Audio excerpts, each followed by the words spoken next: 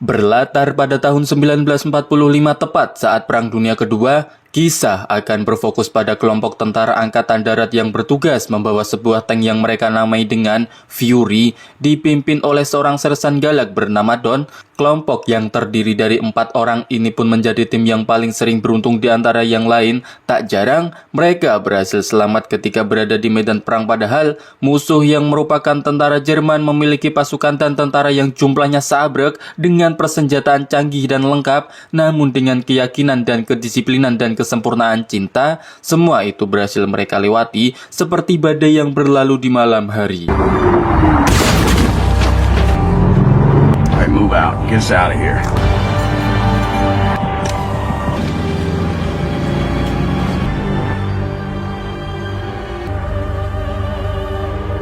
Tiba di camp, Don langsung menurunkan satu anak buahnya yang sudah maut agar diurus dan dipulangkan ke keluarganya. Ia juga disambut oleh beberapa rekan dari tim lain yang juga berhasil selamat. Seorang sersan mayor yang memimpin seluruh tim pun cukup terkejut saat mengetahui jika hanya Don dan timnya lah yang berhasil bertahan hidup dan peleton ketiga yang terjun di medan perang. What? Hey, boy, dang.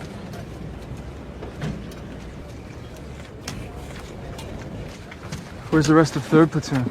Yang menarik adalah Don tampak selalu tangguh di depan anak buahnya dan sengaja menampakkan seperti itu untuk menjaga kestabilan mental timnya. Namun lain cerita ketika di belakang, Don hanyalah seorang laki-laki biasa yang juga mengalami goncangan mental dan merasakan takut akan kematian. Tak berapa lama, muncullah seorang tentara muda bernama Norman yang baru 3 bulan masuk militer. Ia ditugaskan oleh pimpinan untuk menjadi pengganti dari anak buah Don yang barusan mati. Sempat ragu dan menolak menerimanya, Don tidak punya pilihan lain selain karena ini adalah perintah dari atasan. Don't get too close to anyone. 8 weeks. Norman pun mencoba berkenalan dengan 3 anak buah Don. Di antaranya ada Boy, si teman dekat Optimus Prime sekaligus orang paling kalem di antara yang lain, Gordo, si gerusa-gerusu yang berwajah Meksiko, dan Grady, si raja tega yang punya karakter paling rese di antara semuanya. I'm a clerk typist. You're a bastard. You from Missouri? They sent me here.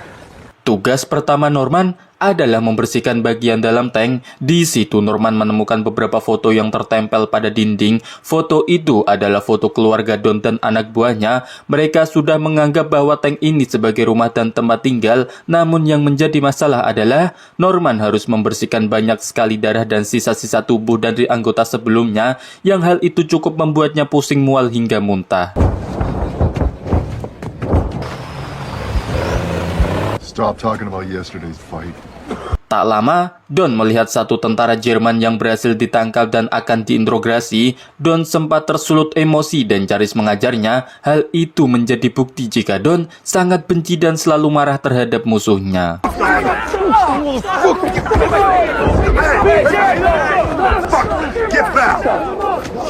Don pun memberikan senjata api kepada Norman dan menyuruh Grady untuk mengajarinya. Don dan beberapa sersan lain pun dipanggil atasannya untuk menerima tugas baru, yaitu mengambil alih sebuah kota sekaligus bertemu dengan anggota lain yang sudah ada di sana terlebih dulu. We're meeting Baker Company here. I'm Big Kasky, sir. Captain Wagner. First platoon, mount up, move out. Dalam perjalanan menuju ke lokasi, Don dan rombongan pun berpapasan dengan warga sipil asli Jerman yang menjadi korban dari peperangan. Salah satu di antaranya ada seorang wanita muda yang sedang jalan sendirian, sehingga hal itu memancing obrolan-obrolan dan celetukan-celetukan khas orang dewasa. Namun karena Boy diketahui sangat religius dan anti dengan hal-hal yang bersifat tidak senonoh, Grady pun iseng menggodanya dengan menyuruhnya membayangkan hal-hal aneh dengan wanita barusan, yang alhasil terjadilah sedikit pertengkaran di antara mereka berdua, namun berhasil dilerai oleh Don yang berujung dengan tertawa bersama. Sing me a hymn. Yeah, sure. Jesus' heart got baptized to be saved. Saat melewati jalan setapak, Norman tak sengaja melihat tentara musuh yang berada di balik semak-semak. Mukanya langsung menembak dan memberitahu yang lain. Norman justru hanya diam saja yang membuat musuh menyerang duluan, sehingga Sersan Mayor yang berada paling depan pun menjadi korban, sehingga hal itu cukup membuat Don marah besar. Next German you see with a weapon. That's your fucking fault. You see what a kid can do? Setibanya di lokasi tujuan, Don langsung bertemu dengan seorang kapten yang cukup terkejut saat mendengar kabar jika Sersan Mayor baru saja mati di perjalanan, sehingga kini kepemimpinan beralih kepada Don dan semua tugas akan diserahkan kepadanya. Jerry took him out. Alright, here's the deal. Four, you shouldn't me. Tugas Don adalah menyelamatkan pasukan si kapten yang katanya terjebak di zona musuh. Don diperingatkan jika misi penyelamatan ini akan sangat sulit sekali. Selain harus memasuki area terbuka, musuh juga diketahui memiliki anti-tank alias kendaraan dan senjata yang dapat menembus tank-tank mereka, sehingga jika Don tidak epik dalam bekerja, maka misi ini sama dengan misi bunuh diri. Man up! All tanks, comp check. Mount up! Eyes on! Alright, Buxton. 30 menit berlalu, sampailah mereka di area terbuka. Dengan bantuan beberapa anak buah si kapten yang berjalan di belakang tank, Don dan kawan-kawan pun mulai memasuki area tersebut secara perlahan. Dan tiba-tiba, Guys, keep an eyeball on that high ground. Line, we're already drifting. That's on. Hey, hold tight, we'll walk through this shit. ya, ada tentara musuh yang bersembunyi di bawah tanah. Mereka menggunakan senjata mesin dan peluru tank berkecepatan tinggi. Norman lagi-lagi membuat Don sangat kesal ketika ia telat mengisi peluru dan seolah sengaja melakukan itu agar tidak membunuh. Namun itu tidak menjadi masalah karena pada akhirnya Don dan kawan-kawan berhasil membuat mereka menyerah.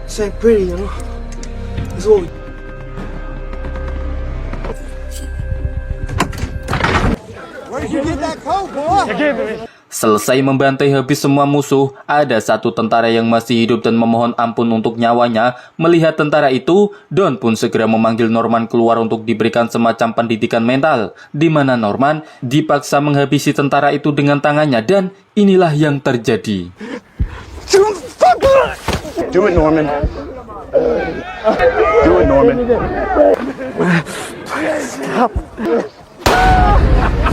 Melihat Norman terkapar, Boy langsung memintanya bangun dan mengajaknya bergabung dengan Grady dan Gordo. Norman ditawari kopi luwak panas sekaligus ditenangkan oleh ketiganya sampai muncullah Don yang mengagetkan mereka dari belakang. Don, he done shit his drawers. But ain't no crew stay together like we have, Norm. It's true. I haven't seen you eat anything all day. Make sure you get something to eat. Setelah melanjutkan perjalanan selama kurang lebih 3 jam lamanya, sampailah Don dan pasukan di kota kecil yang dimaksud, di mana saat mereka sedang menanyai seorang warga sipil yang ada di sana, tiba-tiba Wo sind die deutschen Soldaten? I will follow my burst.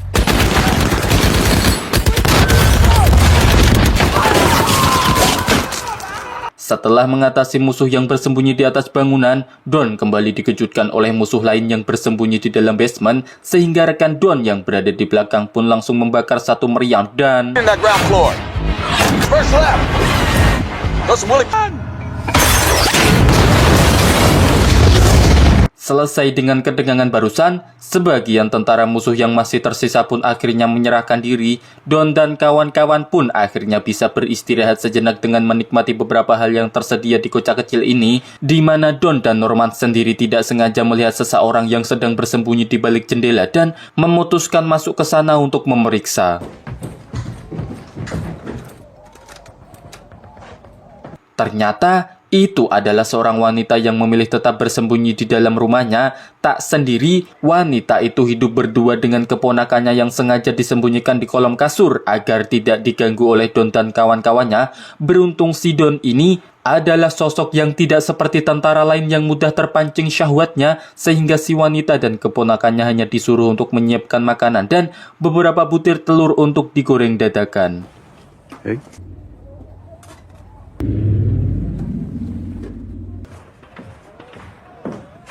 Tak disangka, Norman ternyata pandai bermain piano dan memainkan satu musik yang tersedia di sana. Si keponakan yang bernama Emma pun langsung tertarik dan mulai bernyanyi dengan diiringi musik piano yang Norman mainkan.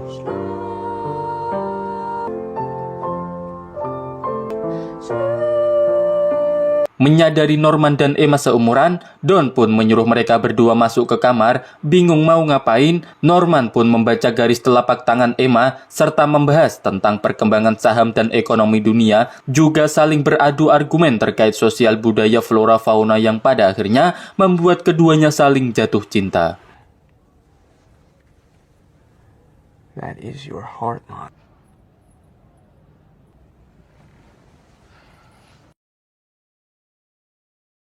Sejenak, Don bisa merasakan ketenangan dan kedamaian di tengah peperangan yang sedang terjadi. Duduk di depan meja makan, dihidangkan teh yang masih panas, dimasakin masakan oleh perempuan, sampai ketika Grady dan Kronco-Kronco muncul, mulailah rusak suasana yang tadinya tenang, seketika berubah menjadi tegang dan menyebalkan. Best take a bite. Ketika Don menyuruh semua orang untuk duduk tenang sambil menikmati hidangan, Grady lagi-lagi bertindak menyebalkan dengan menjilati telur goreng milik Emma, sehingga Don harus menukarnya. Tak cukup sampai di situ, Boy dan Gordo justru malah mendukung tindakan Grady dengan menceritakan kekejaman yang pernah mereka lakukan semasa perang, seolah ingin merusak selera makan dan memancing emosi Don, sehingga ketika kesabaran Don sudah habis, maka inilah yang terjadi. It is what happened, Don.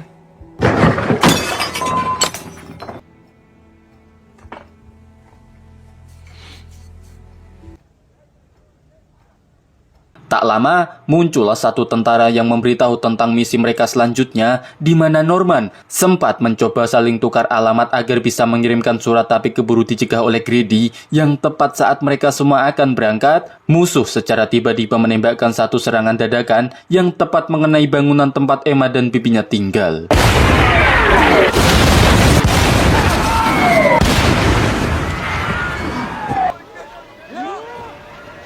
Dalam sepanjang perjalanan menuju ke lokasi selanjutnya, Don terus memperhatikan Norman yang mengulang tarik alias bengong, seolah masih tidak percaya dengan apa yang barusan dilihatnya. Inilah perang, inilah dunia yang sebenarnya. Norman terlalu memakai ruang perasaan dalam hal ini, padahal dalam menghadapi berbagai urusan duniawi, kita dituntut untuk memakai ruang akal, agar tidak menimbulkan kegelisahan dan kekecewaan yang mendalam.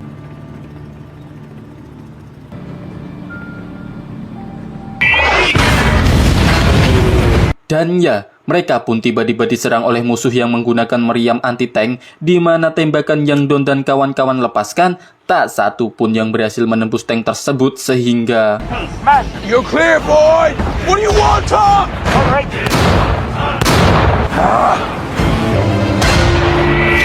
Tersisa dua tank lagi, yaitu tanknya Don dan tanknya si Samsul. Mereka memakai strategi menyebar untuk membuat musuhnya kebingungan. Akan tetapi lagi... Davis, line it up!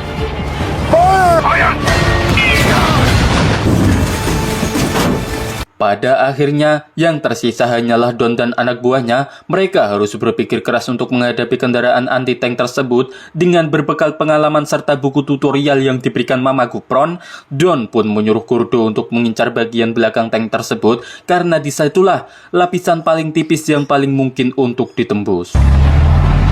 I got it! Fire! Order, you gotta outrun that gun! Michael, put it up his ass! Well, the armor's thin! No, to fucking hit him! No! One! Setelah musuh tumbang, Norman akhirnya bisa dihargai oleh semua orang berkat tindakannya barusan, yang sudah berani melepaskan tembakan sekaligus kali pertama dia bunuh orang. Selesai dengan itu, Don tidak langsung balik kanan, melainkan tetap melanjutkan perjalanan menuju ke lokasi misi selanjutnya. Gordo, take us up on that hill. We can cover the whole valley.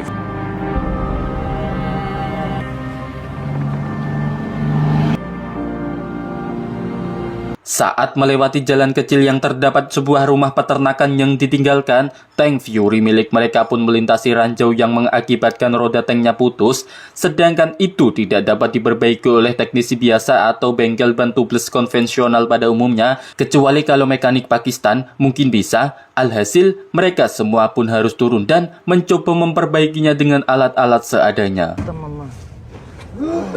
Yeah, why not? Busted a bogey too. My toss. What? Karena wilayah ini berada di tengah jalur yang biasa dilalui oleh musuh, Norman pun ditugaskan pergi ke bukit untuk mengamati pergerakan dari kejauhan. 1 jam menunggu, duduk dan makan cemilan, ia tiba-tiba mendengar suara langkah kaki dalam jumlah yang banyak yang ternyata...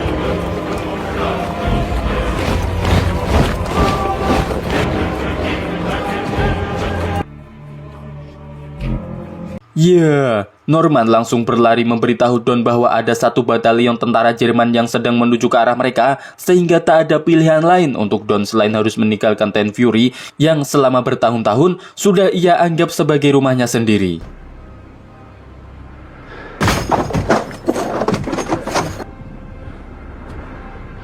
Alih-alih segera kabur meninggalkan lokasi tersebut, Don justru malah naik ke atas tanknya dan menyuruh orang lain untuk segera pergi berlindung. Don bukanlah pria lemah yang setahun 2 tahun mengalami hal buruk dan mengerikan.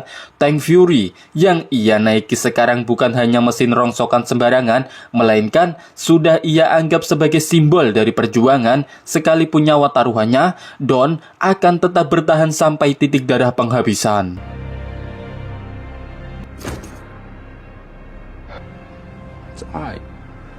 Melihat Don yang penuh ketegaran, Norman yang notabene adalah orang baru pun memilih untuk bertahan menemani Don, disusul oleh yang lain yang juga sama-sama ikut bertahan di dalam tank ini. Sebagai strategi bertahan dan menyerang, mereka menggunakan 1 jasa tentara Jerman untuk dibelem dan diletakkan di atas tank. Hal itu bertujuan untuk mengecoh 1 batalion yang akan datang agar mereka mengira tanknya sudah ditinggalkan.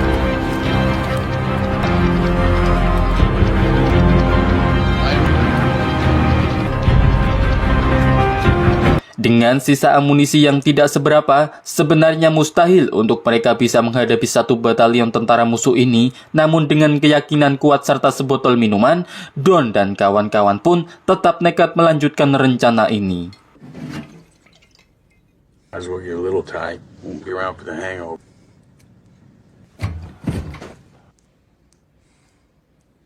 Sesuai dengan rencana, ketika tentara musuh tiba, mereka langsung naik ke atas tank untuk memeriksa bagian dalamnya dan... Almost.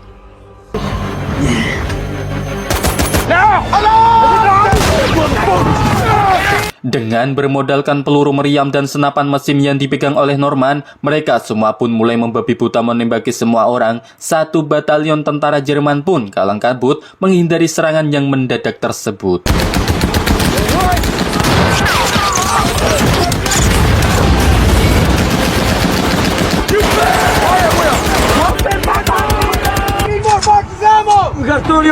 Saat peluru meriam dan amunisi habis, mereka pun dengan cepat melemparkan granat asap supaya Boy bisa mengambil senapan mesin yang berada di bagian paling atas, di mana Don dan yang lain harus terus menembak untuk melindungi Boy yang keluar dari pintu atas.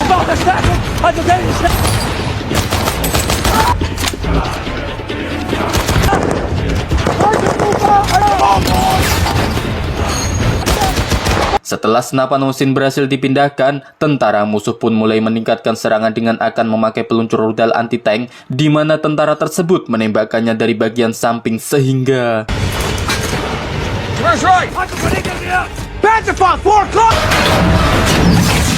Grady pun tertembus peluru di bagian perutnya dan harus menjadi orang pertama yang maut dalam tim ini. Tak punya waktu untuk berduka, Don dan yang lain pun terus menembak sampai akhirnya semua amunisi habis tak tersisa.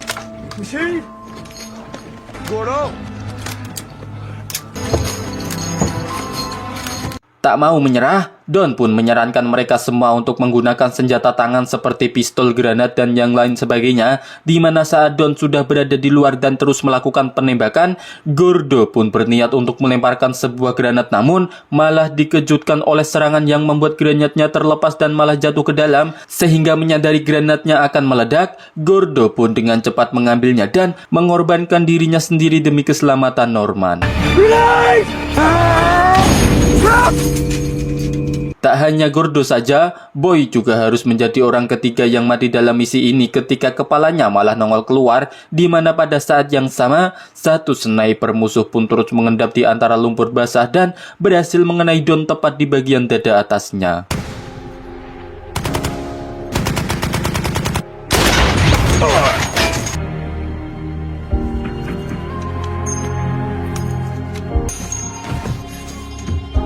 Tersisa Don dan Norman saja. Di luar pihak musuh sudah mulai mendekat dan menaiki tank tersebut. Norman tampak sangat ketakutan dengan situasi ini. Hal itu disadari betul oleh si Don yang meminta Norman untuk jangan menyerahkan diri. Karena itu justru akan lebih menyakitkan dan mengerikan. Don menyuruh Norman untuk turun melalui pintu bagian bawah tank karena ia tahu jika Norman masih muda dan masih ingin hidup lebih lama.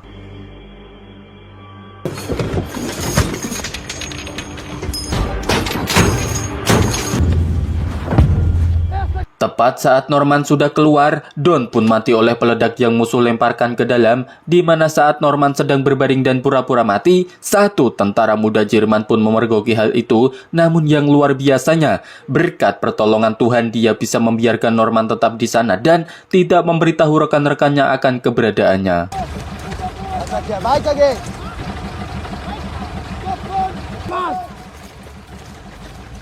Keesokan paginya, Norman yang telah diberi kesempatan hidup oleh Tuhan dengan menggerakkan hati tentara musuh semalam pun kembali masuk ke dalam tank untuk memeriksa keadaan Don dan rekan-rekannya. Namun tiba-tiba saja ada seseorang yang membuka pintu dari luar yang ternyata...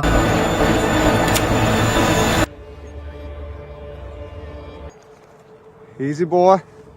Ya, itu adalah tentara Amerika yang datang untuk menyelamatkan Norman. Sehingga setelah semua ketegangan dan mimpi buruk ini berlalu, Norman pun mendapat pengalaman dan pelajaran berharga bahwa lain kali jika mau perang, bawalah amunisi yang banyak agar tidak kehabisan saat berada di lapangan.